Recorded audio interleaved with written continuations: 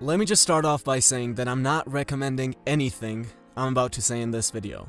I've simply taken one of the most influential books ever written, and I will try to break down some of the ideas with hopefully relevant examples.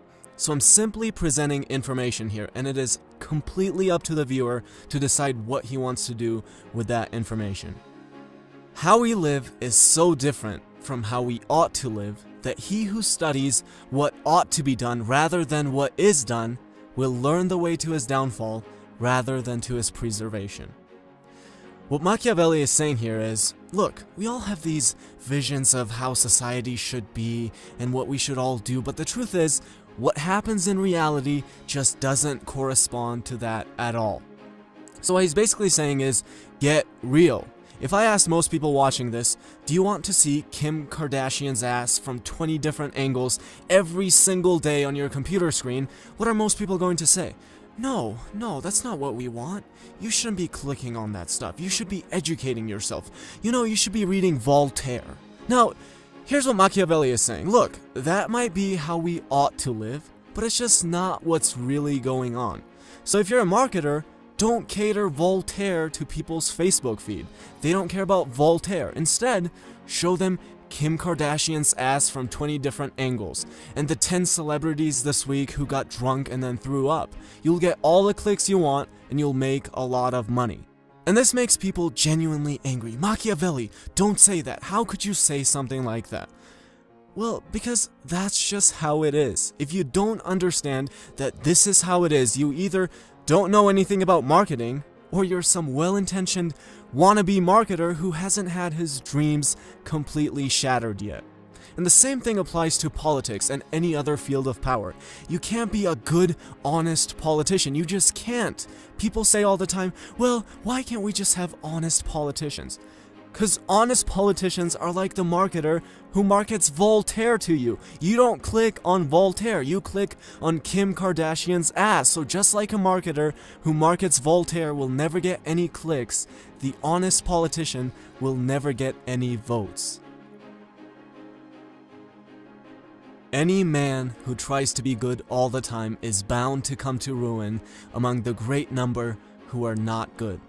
Hence, a prince who wants to keep his authority must learn how not to be good, and use that knowledge or refrain from using it as necessity requires. Again, a politician needs to learn how not to be good. I know that might sound crazy, but that's the only way he'll ever have a chance. What are you going to do? Go up there on the stage, be honest and say, well, if you don't want to be broke, stop sitting in front of the TV all day and pick up a book. And in the long run, granted you also work hard and smart, you will start to see results. Is that really what you're going to do? You can, but you'll never get elected. No, don't do that. Go up there and tell them how you're going to just change this one thing about the economy, and all of a sudden we're all going to have more money. Money is just going to be magically generated out of nowhere, and you will then hand out this magic money to everyone. And yes, as stupid as that sounds, you will actually get all the votes, and your honest competitor will get none. I also love people who have absolutely no idea about how business works, and in their mind they'd be so good only if they were in power. If I was in charge of that, I would pay people 3 times as much. Oh really, would you? Would you really do that? Because that's probably why you're not in charge of anything. If you were in charge and you did that, you would be out of business in 2 weeks. The vulgar crowd always is taken by appearances, and the world consists chiefly of the vulgar. Machiavelli says, now that you know that a lot of times you can't be a good guy, don't make the mistake of not appearing like one. All you have to do is appear to be the good guy. You're dealing with people who constantly click on the top 10 celebrities who puke this week. They're not going to know the difference. Don't worry.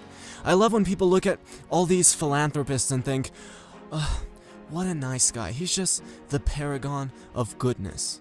Oh, is he really? Are they really? Is that how they built multi-billion-dollar businesses? By being a nice guy to their competition and sharing their revenues equally and generously with their employees? No, they built it by following another one of Machiavelli's principles. Men ought either to be well treated or crushed, because they can avenge themselves of lighter injuries, of more serious ones they cannot. Therefore, the injury that is to be done to a man ought to be of such a kind that one does not stand in fear of revenge. Almost every successful organization you might like and think of as good has engaged in the nastiest lawsuits and acquisitions to completely crush its enemy.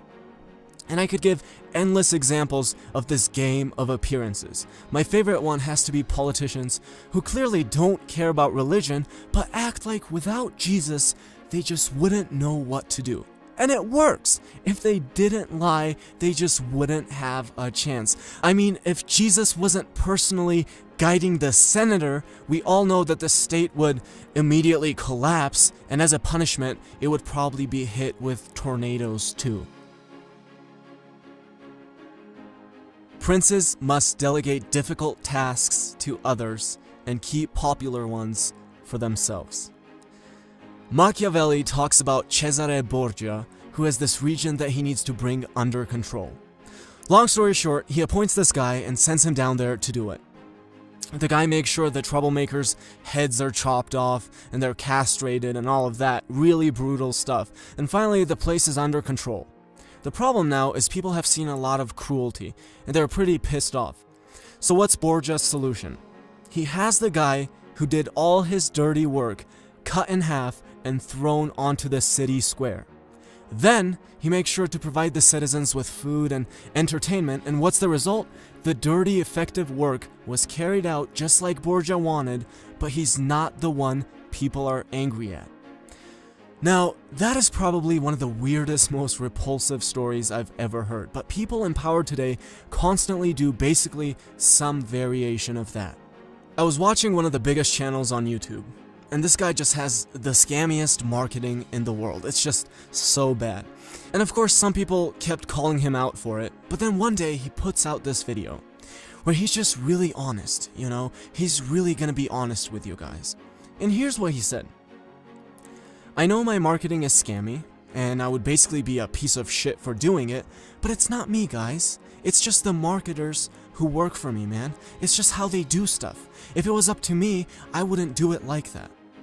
And I scroll down, and the video has all these likes, and people are just like, yeah, we know you're a really good dude, it's just the marketers. And I remember sitting there in utter disbelief. So let me get this straight. It's your business. But yeah, I get it. You obviously have no say in how it's run. Yeah, that makes perfect sense. You don't want to make more money either. Yeah, I totally get that too. And of course, you couldn't tell a person who works for you to not be a piece of shit if that's what you wanted. Otherwise, you're right. You'd probably get fired from the business that you own. I mean, it's just so ridiculous. But guess what? It works. It works just like an article about celebrities who puke this weekend, and just like dishonest politicians who will always get elected. So there you go, some of the biggest ideas from the prince. And remember, this is just information. Knowledge isn't inherently right or wrong. It depends on what you do with it. Do I think that these ideas are powerful?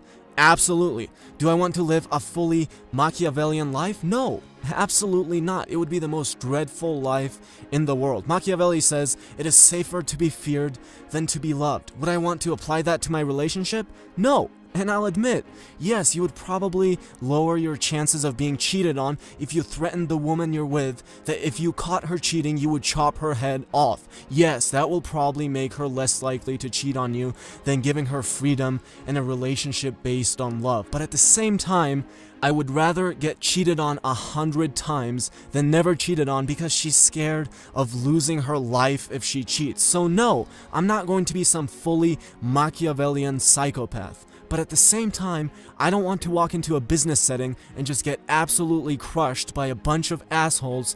Neither do I want to be played by some little bullshit scam artist who tells me that it's not his fault that he's scamming me, and I'm supposed to just believe that and sit there like a little sheep, getting ready to be slaughtered.